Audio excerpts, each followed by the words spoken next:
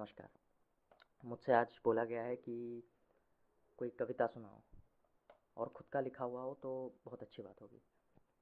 तो मैंने सोचा मैं तो वैसे ज़्यादा लिखता नहीं हूँ, साल में कभी 2-3 बार लिख लेता हूँ, कुछ पंक्तियाँ लिख लेता हूँ। तो जब मुझसे कहा गया कि कोई कविता सुनाओ, मैंने सोचा कि कौन सा सुनाया जाए। तो जो ये मैं सुनाने जा रहा हूँ उसको मैं कविता नहीं कहूँगा, मैं कहूँगा कि कुछ पंक्तियाँ सुनाने जा रहा हूँ, क्योंकि वो नाटक के रूप में कविता है या तो कविता के रूप में नाटक है, ऐसा कुछ है। ठीक है, थोड़ा सा डायलॉग बाजी है उसमें। ठीक है, उसकी एक बैक स्टोरी है, उसको मैं ज़रा बताता हूँ।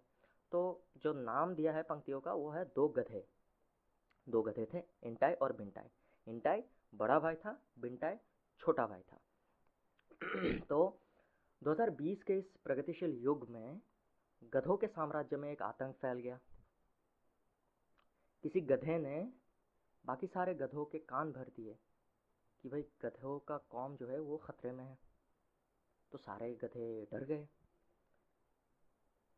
तो जब डर गए सबने हथियार उठा लिए कि कौम की सुरक्षा करना होगा। तो सारे गधों ने हथियार उठा लिए, इसीलिए गधों के शहर में दंगे हो गए। अब दो गधे भाई थे, इंटाई और बिंटाई। वो दोनों एक चाय के दुकान के पास से गुजर रहे थे। वहाँ पे छोटी सी एक टीवी थी, जहाँ पे एक गधा ही खबर सुना रहा था कि गधों के शहर में ये हो गया, दंगे हो गए, ऐसे ऐसे करके। तो जो इंटाई है वो अपने छोटे भाई बिंटाई, इंटाई नाम का गधा अपने छोटे भाई बिंटाई नाम के गधे को बोलता है कि देख, ये जो दंगे हुए थे ना अभी, मैंने भी अपने गधों के कौम के लिए हथियार उठाया था, मैंने भी जाबाजी के साथ लड़ा था। तो भिंटा इस पे नाराज़गी थोड़ा सा जाहिर करता है कि निराश होता है भिंटा।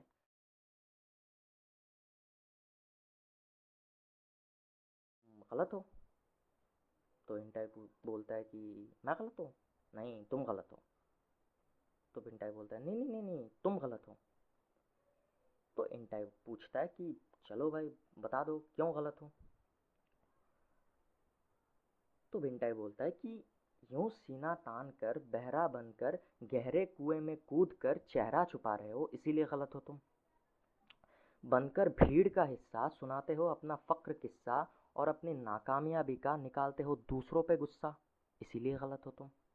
पकड़ के उसी भीड़ की दुम उनके बाजुओं को चुम करना चाहते हो दूसरों के लफ्जों को गुम, तो फिर कैसे नहीं होंगे गलत तुम।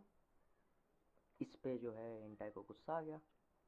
तो इंटाई कहने लगा कि अब मैं बोलूँ, होठों के नाम पर दूध की पोतली लेके चल रहे हो, अभी तुम बच्चे हो, कच्ची उम्र में नंगे पाँव चल रहे हो। होठों के नाम पर दूध की पोतली लेके चल रहे हो, अभी तुम बच्चे हो, कच्ची उम्र में नंगे पाँव चल रहे हो। खूंखार सिसकियों की ये दुनिया है जहाँ पर तुम पल रहे हो, बदबूदार लार की दलदल में फिसल रहे हो। और इसका इल्ज़ाम तुम हम पर मल रहे हो, जबकि ये दुनिया हमें भी ऐसी ही मिली थी, ये बात तुम अभी भूल रहे हो। अभी भी उस उम्र में हो जब तसव्वुर तुम्हारा सुहाना है, पर हमारे लिए ये सुहाना तसव्वुर पुराना है। अभी तो ज़मीन सोई है, आसमान सोया है, इंसानों के मकान में भेड़ियों का मेहमान सोया है, और बिकने वाली सामान की दुकान में ईमान सोया है।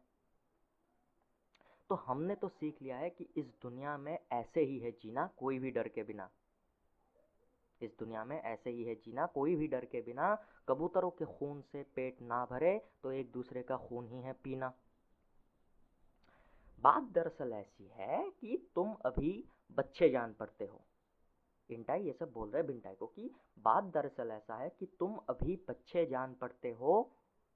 छत से टपकी मामूली खून की बूंदों से डरते हो, चूहों की चरचराहट से भी डरते हो, और गली में खड़े चार लौंडों की भिनभिनाहट से भी डरते हो। तुम डरपोक हो, डरपोक हो, डरपोक हो, इसीलिए तो हथियार उठाने से भी डरते हो। तो इस पे बिंटाई निराश हो गया, बोला कि हथियार नहीं उठाने से मैं डरपोक कैसा। तो बिंटाई ने जवाब थोड़ी सी अक्लमंदी के साथ दी। बिंटाई बोलता है कि चलो मान लिया मैं डरता हूँ। बिंटाई बोला कि चलो मान लिया मैं डरता हूँ, पर तुम तो अपने डर को मानने से भी डरते हो। डर तो सबके अंदर होता है, जब जब अंधेरी रात हमको झिंझोड़ता है।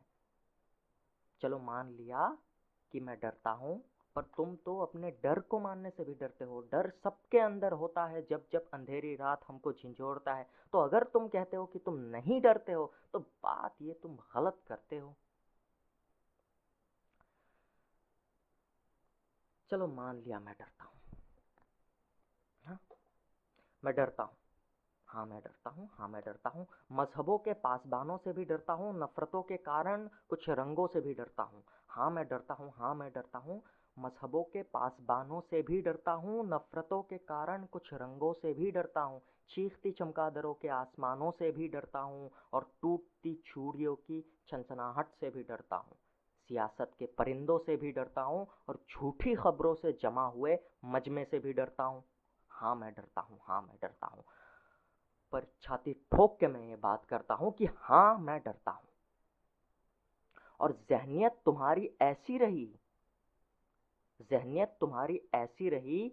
तो एक रात ऐसी आएगी जब सड़कें नशे में धुत होगे, और जब सपने नींद से नाराज बैठेंगे।